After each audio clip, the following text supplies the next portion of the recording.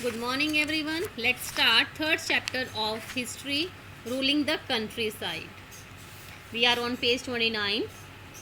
Yesterday we have done permanent settlement and the problem faced due to this system.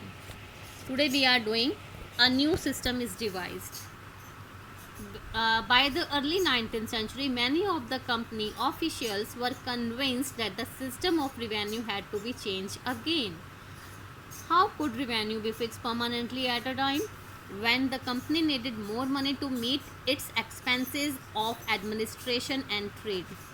Early 19th century में company के बहुत सारे officials ने ये realise किया कि जो रिवेन्यू का सिस्टम है उसको फिर से चेंज करना पड़ेगा, क्योंकि एक रिवेन्यू को हम कैसे परमानेंटली फिक्स कर सकते हैं जबकि कंपनी को ज़्यादा से ज़्यादा पैसे की ज़रूरत है अपने एडमिनिस्ट्रेशन के एक्सपेंसेस को, अपने ट्रेड के एक्सपेंसेस को पूरा करने के लिए।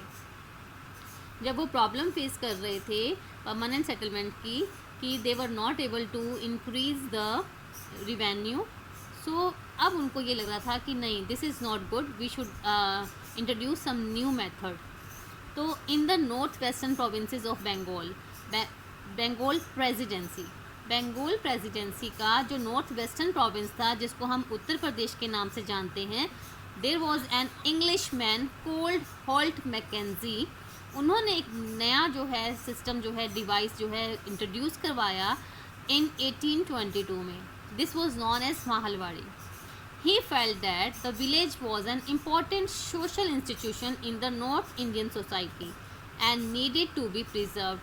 उन्होंने फील किया कि जो गांव है वो नॉर्थ इंडियन सोसाइटी का एक इम्पॉर्टेंट सोशल इंस्टीट्यूशन है जिसको प्रिजर्व करके रखना बहुत ज़रूरी है। And under his directions collectors went from village to village, और उसके डायरेक्शंस को फॉलो करते हुए जो कलेक्टर्स हैं वो गांव से हर गांव में गए, इंस्पेक्टिंग द लैंड को इंस्पेक्ट किया, मेजरिंग द फील्ड्स को मेजरमेंट किया, and recording the custom and rights of different groups, और वहाँ पे रहने वाले अलग अलग ग्रुप्स के कस्टम एंड राइट्स को जो है रिकॉर्ड किया। And the estimated revenue of each plot within a village was added up to calculate the revenue. तो एक गांव के हर प्लॉट में से उन्होंने एस्टिमेट लगाया कि कितना रिवेन्यू आ सकता है और उसको टोटल करके उस गांव का रिवेन्यू फिक्स कर दिया। दैट ईच विलेज को उन्होंने महल बोला है। Each village had to pay. This demand was to be revise periodically, it was not permanently fixed. यहाँ पे इन्होंने क्या बोला कि इसको पीरियडिकली सारा असेसमेंट दोबारा किया जाएगा और फिर से इसको जो है इसका रिवेन्यू फिक्स किया जाएगा। The charge of collecting the revenue and paying it to the company was given to the village headman. तो जो अब ये रिवेन्यू गाँव से इकट्ठा करना और कंपनी को पे करना, ये रिस्पॉन्सिबिलिटी ईस्ट इंडिया कंपनी ने दी विलेज हेडमैन को बजाय की ज़मींदार के। This system came to be known as Mahalwari system. So Mahalwari system was introduced by Holt Mackenzie in 1822. Now next one is the Monroe system. This system was implemented in South India. It was introduced by Alexander Reed and further it was developed by Thomas Monroe. ठीक है। In the British territories in South there was a similar move away from the idea of permanent settlement. यहाँ पर भी वो लोग permanent settlement के idea से दूर भाग रहे थे, तो उन्होंने एक नया सिस्टम जो है यहाँ पर इंट्रोड्यूस करवाया जिसको रॉयतवाड़ी सिस्टम बोला गया। It was tried on a very small scale by Alexander read ने इसको बहुत स्मॉल स्केल पर ट्राई किया उन एरियाज़ पे जो कि कंपनी ने टीपू सुल्तान से वॉर के बाद अपने कंट्रोल में लिया था।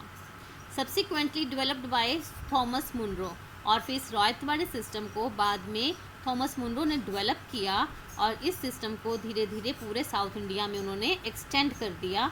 फिर इसको मुनरो सिस्टम के नाम से जाना जाने लगा। रीड एंड मुनरो फेल्ट, इन दोनों ने फील किया कि in south there were no traditional zamindar, वहाँ पे ज़मींदार जो हैं ट्रेडिशनल ज़मींदार नहीं थे। So the settlement they argued had to be made directly with the cultivators, इसीलिए उनको डायरेक्टली कल्टिवेटर्स के साथ सेटलमेंट करनी थी, जिनको रॉयट्स कहा जाता था। Who had tiled the land for generation, जो पीढ़ियों से अपने खेतों में काम कर रहे थे। Their fields had to be carefully and separately surveyed उनके खेतों का जो है जायज़ा लिया गया केयरफुली और अलग से before the revenue assessment was made. Munro ने सोचा that the British should act as paternal father, कि अंग्रेज़ों को उनके गॉड फादर की तरह एक्ट करना चाहिए और जो है उनको प्रोटेक्ट करना चाहिए रियोट्स को। But was all it well? No, all was not well. जो ब्रिटिश की अंग्रेज़ों की जो एक्सपेक्टेशन थी कि उनके इस रिफॉर्म से जो किसानों की लाइफ बिल्कुल चेंज हो जाएगी और वो बहुत बड़े जो हैं एंटरप्राइजिंग फार्मर्स बन जाएंगे, बट ऐसा कुछ नहीं हुआ। Within a few years after the new systems were imposed, जब ये नए सिस्टम इम्पोज किए गए कुछ ही सालों में ये क्लियर हो गया that all was not well with them. Driven by the desire to increase the income from land, revenue official fixed too high a revenue demand। इस इच्छा से ड्राइवन होकर, इंस्पायर होकर कि उन्होंने वो चाहते थे कि उनको ज़्यादा से ज़्यादा इनकम हो, तो इसलिए रिवेन्यू ऑफिशियल्स ने रिवेन्यू बहुत ज़्यादा, टैक्स बहुत ज़्यादा लगा दिए and peasants were not able to pay these tax. तो ryots fled the countryside, और रॉयट्स ने गांव छोड़कर जाना शुरू कर दिया and villages became deserted in many regions, और विलेजेस जो हैं बहुत रीजन्स में विलेजेस खाली हो गए। और ऑप्टिमिस्टिक ऑफिशियल्स जिन्होंने इमेजिन किया था कि नए सिस्टम से जो है पीजेंट्स की जो लाइफ है वो बिल्कुल ट्रांसफॉर्म हो जाएगी, चेंज हो जाएगी और वो लोग क्या हो जाएंगे, रिच एंटरप्राइजिंग फार्मर्स बन जाएंगे, बट ऐसा कुछ नहीं हुआ। Now crops for Europe. अब पहले उनको क्या चाहिए था, टैक्स चाहिए था। नाउ उन्होंने रियलाइज़ किया कि क्यों ना हम उन क्रॉप्स को इंडिया में उगाया जाए, इंडिया के किसानों को बोला जाए कि वो क्रॉप्स उगाएं जो कि हमें ब्रिटेन में ज़रूरत है।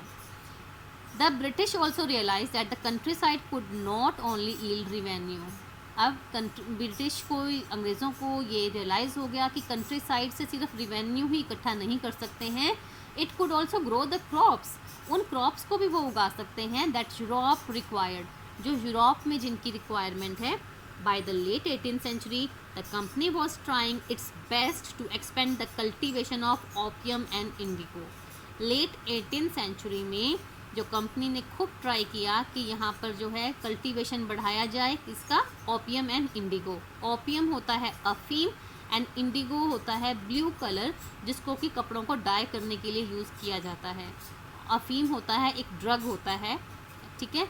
In the century and a half that followed, the British persuaded or forced cultivators in various parts of India to produce other crops: jute in Bengal, tea in Assam, sugarcane in United Provinces, now in Uttar Pradesh, wheat in Punjab, cotton in Maharashtra and Punjab, and rice in Madras।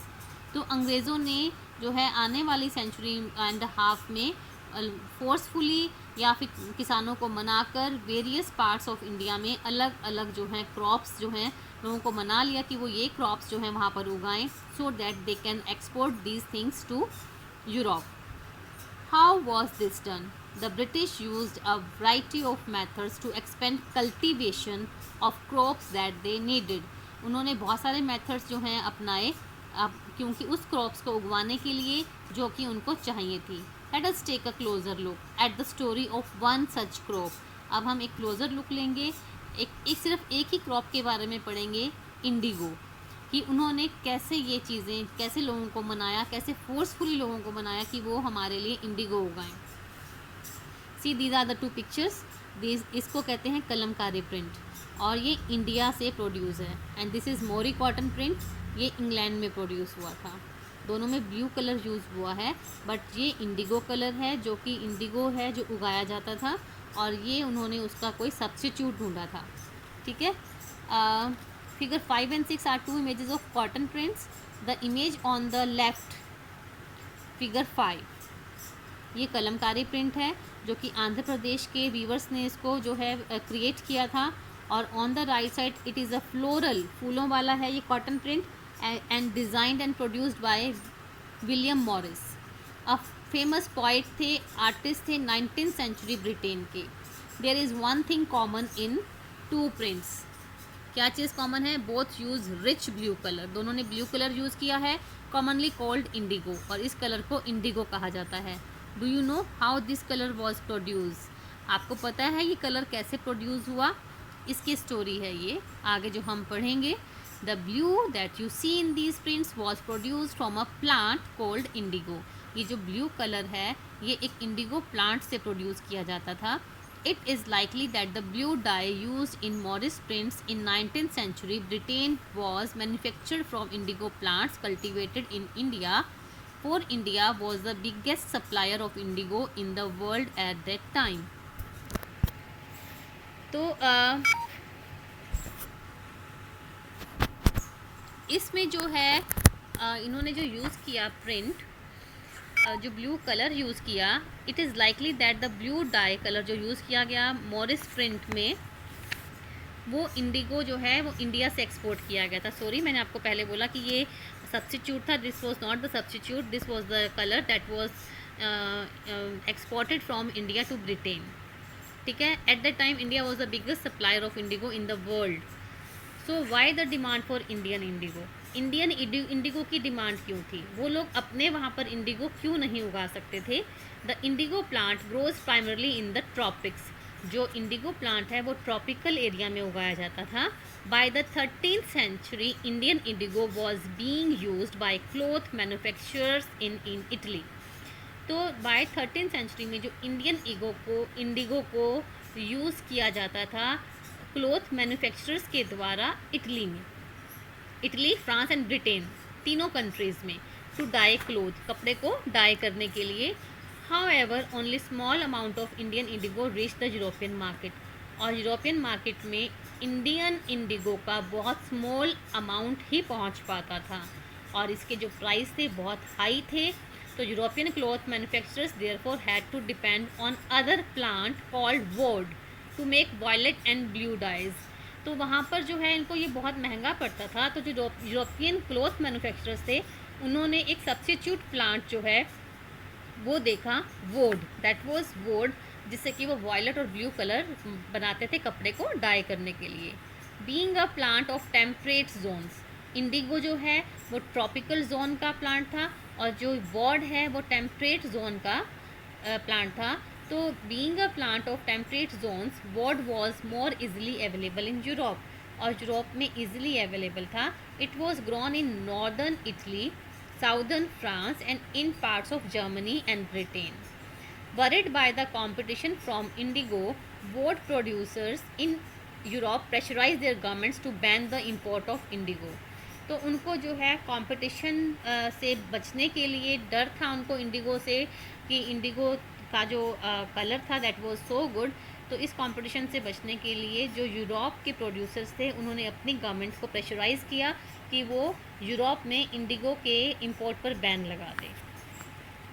Now cloth dyers however preferred indigo as a dye, लेकिन जो कपड़ा die करने वाले थे वो वोड की बजाय इंडिगो को प्रेफर करते थे डाई करने के लिए।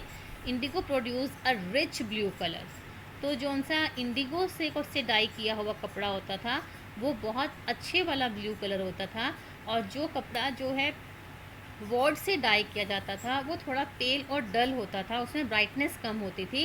And by the 17th century European cloth producer persuaded their government to relax the ban on indigo import. अब जो है 17th सेंचुरी में जो यूरोपियन क्लॉथ प्रोड्यूसर थे उन्होंने अपनी गवर्नमेंट को मना लिया कि आप इंडिगो के इंपोर्ट के पर से बैन जो है हटा दो।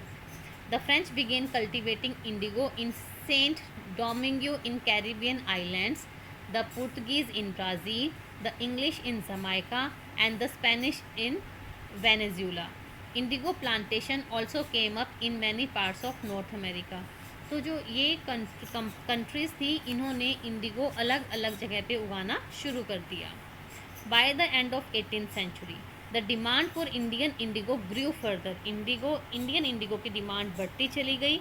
वो इंडिगो जो इंडिया में प्रोड्यूस किया जाता था, ब्रिटेन बिगेन टू इंडस्ट्रियलाइज, क्योंकि अब तक 18th सेंचुरी में ब्रिटेन में इंडस्ट्रियलाइजेशन आ चुका था, मशीनें जो हैं वो इन्वेंट हो चुकी थी, इंडस्ट्री सेटअप हो रही थी।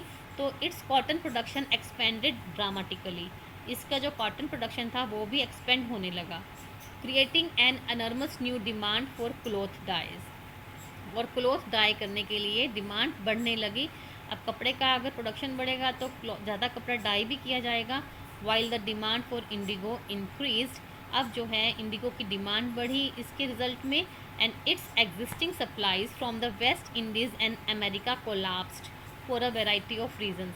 और तब तक जो है ये वेस्ट इंडीज़ और अमेरिका से जो है इंपोर्ट करता था इंडिगो कलर, बट वो इंपोर्ट पर जो है उसकी सप्लाईज़ कम हो गई। एंड बिटवीन 1783 से लेकर and 1789 the production of indigo in the world fell by half, तो इंडिगो का प्रोडक्शन जो है आधा रह गया। तो इसलिए cloth dyers in Britain now desperately looked for the new sources of indigo supply, from where could this indigo be procured. अब जो ब्रिटेन में जो क्लॉथ डायर थे, डाई करने वाले थे, वो इंडिगो सप्लाई के न्यू सोर्सेज की तरफ देखने लगे, डेस्परेटली वेट करने लगे कि अब ये जो इंडिगो है कहाँ से प्रोक्योर किया जा सकता है। So it is enough for today. कल हम पढ़ेंगे कि नाउ इंडिगो के लिए जो ब्रिटेन है वो इंडिया की तरफ जो है टर्न किया, और इंडिया में उसने क्या पॉलिसीज़ अपनाई इंडिगो उगाने के लिए। We will do tomorrow. Till then, good bye.